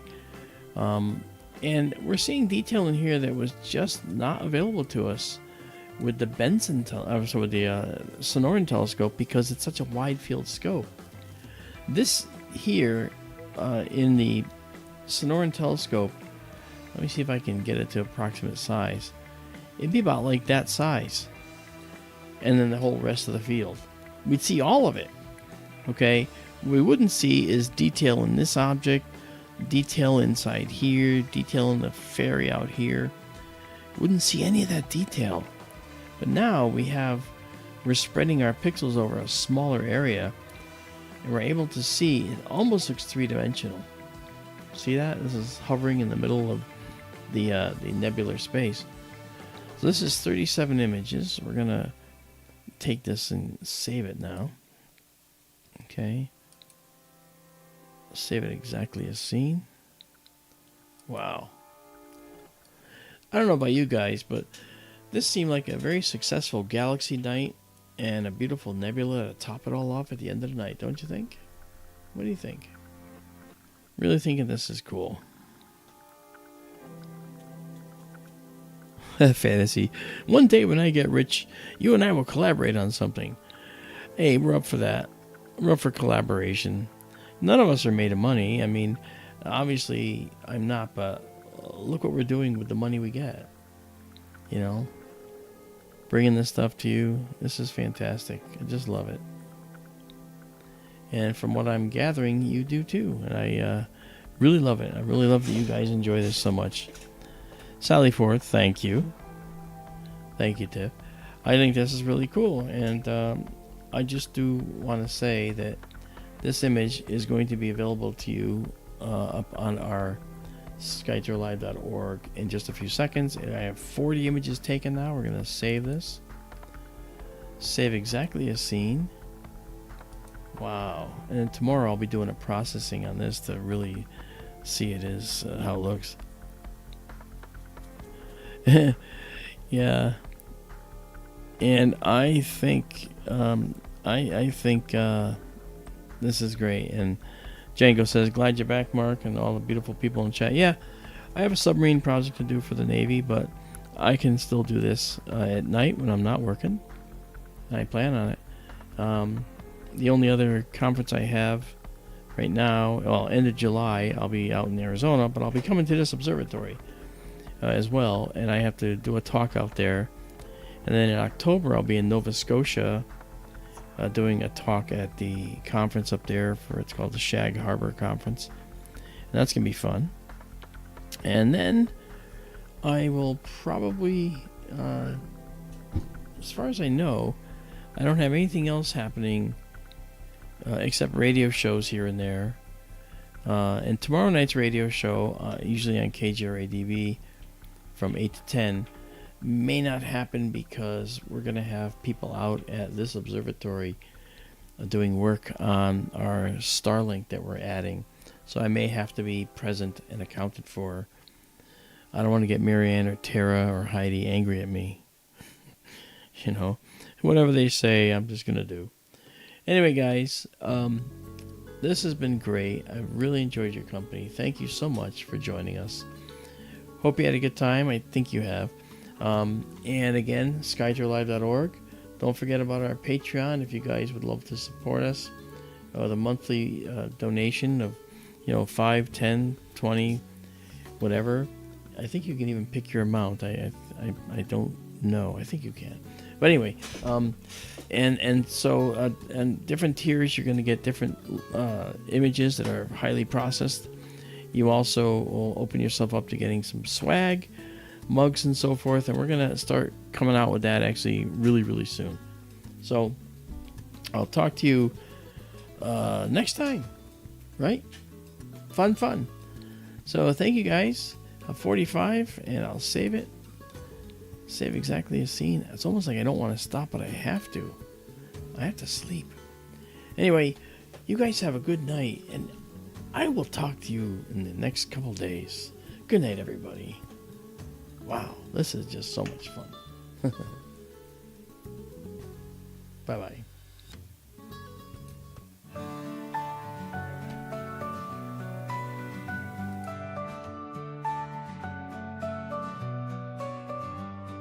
Stars so bright in the sky, on Arizona nights they fly.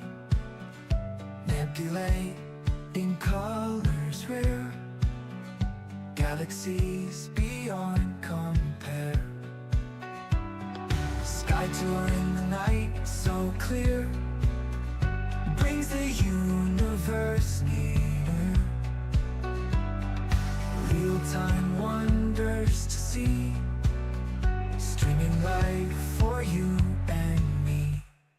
Lift your eyes to the skies, universe in all its light. Sky tours bringing the views. Every night feels brand new. In the dark, the night unfolds, stories of the cosmos told. Through the lens, a distant dream, living real like a gleam.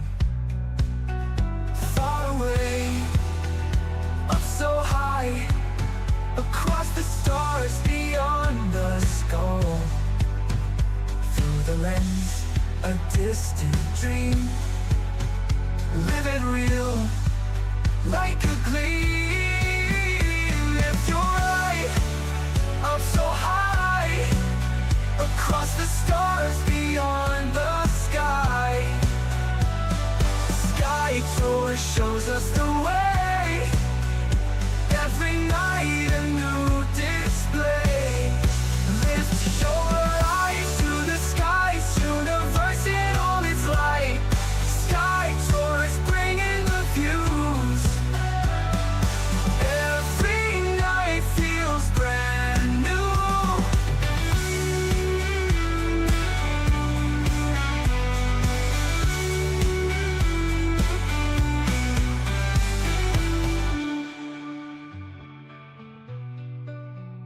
Lift your eyes to the skies, universe in all its light.